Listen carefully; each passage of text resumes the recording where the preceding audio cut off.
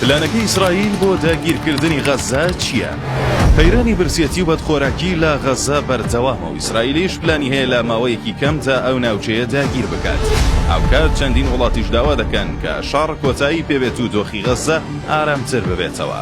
لەگەڵ بەرەو پێشچوونی گۆڕانکاریەکان لە سەرانسەری جیهان دۆخی غەزە شتا دێت کارەسات بارتر دەبێت. لەلایەک نەبوونی خواردن و جەرمان وای کردووە کە ڕۆژانە چەندین کەس گیان لەدەست بدەن و لەلایەکی دیکەشەوە بڵاوبوونەوەی زیاتری نەخۆشیەکان و نەبوونی دەوا و جەرمان تەنگی زیاتری بە دانیشتوانی ئەو ناوچەیە هەڵچنیوە. جیا لەمانەش ئیسرائیل پلانی هەیە لە ماوەیەکی کورتدا بە یەکجاری غەزە داگیر بکات و کۆتایی بە هەموو شتێک بهێنێت. بنیامین نەتانیاهو سەرۆکوەزیرانی ئیسرائیل لەم ماوەیەدا پلانێکی ئاشکرا کرد و ڕاگەیاند کە سوپای وڵاتەکەی دەیەوێت بە یەکجاری غەزە داگیر بکات. ئەم بابەتە ئارزوو بووە جێگەی گەنگەشە و مشتومڕ تەنانەت لەناو خودی وڵاتی ئیسرائیل و کابینێ حکوومەتیشدا کاردانەوەی لێکەوتەوە. بەڵام میدیاکانی ئیسرائیل لایەنێکی دیکەی ئەم پلانەیان ئاشکرا کردووە بڵاویان کردوتەوە کە پلانی داگیرکردنی غەزە لەلایەن ئیسرائیلەوە پلانی کەم بۆ ماوەی 6 مانگ دەخایەنێت و تێچوویەکی یەکجار زۆریشی بۆ تەلەڤیڤ دەبێت.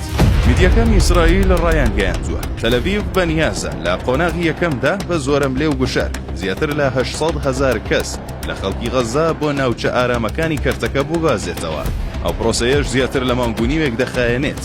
لەو ئۆپەراسیۆنەدا فیرقەیەکی سوپای ئیسرائیل ڕۆڵی سەرەکی دەگێڕێت و زیاتر لە 5 فیرقەی دیکەی سەربازیش یارمەتیدەر دەبن. ئۆپەراسیۆنەکە لە پشتێنەیەکی زەمینی پێک دێت و هێرشەکەیان لە ڕۆژانی داهاتوودا دەست پێ دەکەن. پلانەکەی نەتانیاهۆ بێ پشت بەستن بە سەرچاوەکانی حکوومەت نەبووە.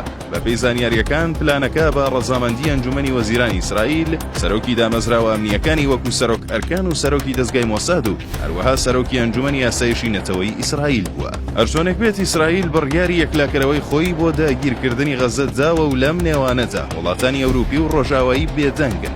ئەگەر بەم شێوەیە پرۆسەکە بەردەوام بێت ئەگەری هەیە لە ماوەی داهاتوودا ناوێک بە ناوی غەزە نەمێنێتەوە و بە یەکجاری کۆتایی بە دۆخەکە بهێنرێت.